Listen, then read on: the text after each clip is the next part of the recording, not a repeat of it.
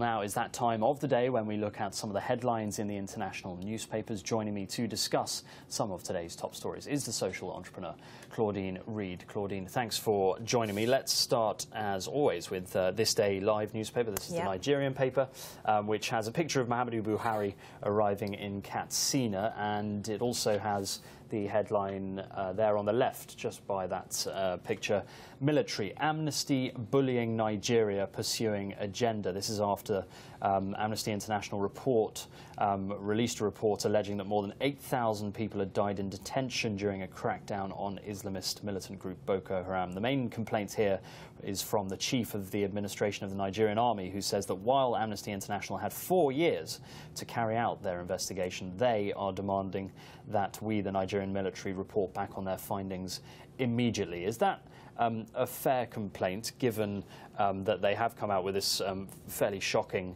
allegation that 8,000 people died in custody, that they're not being given time to properly investigate that? Yeah, it's a very interesting stance, and I think when we look at, when we delve further into the report, the Nigerians are saying that the very fact that they've cooperated with Amnesty International, the very fact that they've cooperated with Red Cross, means that they're willing to divulge any information. They're not holding back any secrets. There's, nothing to uncover, and so they're quite, surprised at what seems to be a very heavy-handed approach by Amnesty. But when you delve deeper and see findings like this, questions just do need to be answered. And I think that the cooperation of the Nigerians will further help Amnesty. Yeah, absolutely. And Amnesty International obviously have a good reputation across the world, and it would be unprecedented for them to make anything up. But it is fair, isn't it, or fair to expect, if you're alleging something against someone, to give them the chance to reply, to give them the chance to look into the issue themselves and come up with their own side of the story. Absolutely. But when you've got a history or evidence to say that there's been over 8,000 people that have died in detention centres, questions do need to be answered. And so I think the cooperation element of the situation positions Nigeria to be in a very good place to demonstrate that they are not hiding anything. And especially when you look at their track record in terms of, their former president, things were not looking too good. You've got Boko Haram still on the rampage. It doesn't look too good. So taking this stance now to cooperate with Amnesty International and the inclusion of the Red Cross is a step in the right direction. Yeah, well, let's move on to the paper, the USA Today, the American paper, which has the headline, Hate in America, and the picture there of grieving relatives, some of the 9 people who died in that shooting on Wednesday. But as we've heard today, several relatives of the victims say they actually forgive the suspect. That's amazing, isn't it, considering how recent this attack was and how little remorse the suspect appears to have shown since then. Yeah, I mean, it's a very tragic situation, and again, and the spotlight back in America, on America, for just very tragic scenarios, a situation.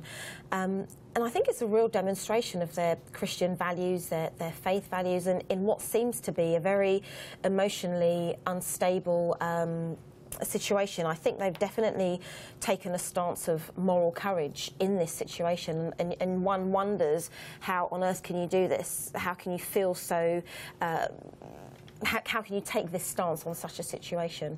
I think a lot remains to be seen. I heard that the reports are saying that there's calling for the death penalty for the shooter. And in this heightened sense of tension, again in America, where we've got these racial crimes, and a lot of it is centred around his philosophy and his warped ideologies. Yeah, do you think this incident in particular will change anything in America? We've seen President Obama has obviously come out and said this doesn't happen in other developed countries. There aren't mass killings like this on the kind of scale and regularity that there are in America. But we've seen before also he's tried to change gun laws in America and has failed to do that. Do you think this incident will change that at all? I think this incident will go a long way to making some necessary shifts. The gun law situation has been something that's high on the agenda, and we always hear about this after a tragedy. There are numerous, countless tragedies that have happened in America where we've had shooters in schools and now in the churches. People are going to be wondering, where can we go to be safe? And the government has to be seen to be putting stronger measures in place, stronger penalties in place to deal with perpetrators of such atrocities. Well, let's move on to the UK paper, The Independent, which has a picture of protesters at a demonstration in Athens with the headline, "Race to save banks going under as Greeks await their ruin." This is after indications that savers in the country have withdrawn billions of euros in the past week. How important is it, Claudine, that Greece and the IMF and the European Commission reach a deal? They've been struggling for weeks now to try and get this deal, and they need a loan. They need a loan desperately to pay back some of the debt that they owe their creditors. Just how important is it that all these sides come together and agree on something? Gosh, it's very, very important, Simon. I mean, we're looking for progress. We're looking for more stability in the economy, and when you've got your when you've got your citizens taking the savers, when you've got savers taking their money out of the bank just out of sheer fear, they don't want to lose what little investment that they have. It's very, very critical at this stage. You know, Germany's involved, everyone's involved, and all eyes are on Germany. We're looking at stability and trying to ensure that this situation doesn't cause even more civil unrest. And it's a snowball effect, isn't it? Because for a long time, Greece and the government and the Greek central bank were all making positive noises about how a deal is going to be made. They were always the ones who were really quite positive about things. Now they've said that, yeah, leaving the euro is a possibility. Stuff like that doesn't help, does it? If you want, you know, your people are looking to your government for sort of guidance and to sort of confirm that everything's okay. When the government are themselves saying, yeah, things aren't looking great, that's when sort of a run on the bank starts, isn't it? Absolutely. I mean, we've seen the positive stance that they've taken, which, you know, for all intents and purposes is a good stance to take. But when you see that major decision makers are now making a shift, I think what that means for the population, what it means for the Greeks as a nation, fear. We're trying to maintain the propagation of fear here. Yeah, well, let's move on. Another UK paper, The Guardian, has the headline, "You're wrong on Muslims, Cameron told." This is David Cameron being told he's at risk of demoralising British Muslims with his misguided emphasis on saying that some people in the community are quietly condoning Islamist extremism. That's according to his former cabinet colleague. It's after 3 Bradford women, of course, took their 9 children to Syria. Do you agree with this? Was it foolish of David Cameron to say these things? It's a very interesting stance.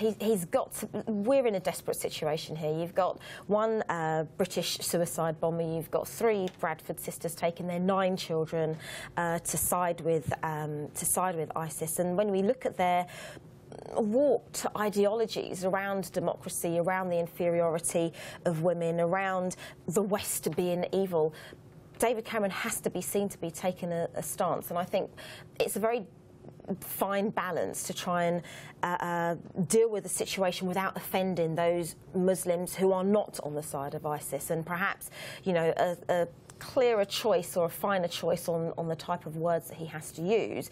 But we are talking about a minority in a minority in a minority, and so in real terms, if we were to look at numbers, I mean, it doesn't by far represent the amount of non-Muslims who do not support ISIS. But again, when we look at Prime Minister's statement, he has to be seen to be taking a strong stance about supporting ISIS. Yeah, you say a minority within a minority. It is a tiny fraction of the amount of billions of Muslims around the world. This is a tiny proportion. Surely it would be more helpful to give young people especially more opportunities in the job place, to make them feel more included in society, as opposed to saying to the Muslim faith, this is your problem. Surely it's something that we should all be involved in. It's an interesting stance. I mean, definitely I agree with you there about providing opportunities, because that's what young people want. You know, it's the kind of the lesson that, you know, our parents always say, you know, the devil finds work for idle hands sort of rhetoric. But yes, exposure to opportunities and things that young people can do, but at the same time, I think it's one of the focuses that government have had for a while when dealing with communities, immigrant communities. They're looking to those communities to help bring solutions to some of their own challenges. And so, again, I refer back to this very fine line that he has to try and manage a situation, but also look to the Muslim community to try and bring on, to try and help that community also. Yeah, it's a very difficult situation. Claudine Reid, that's all we've got time for. Thank you very much indeed for coming. Thank you.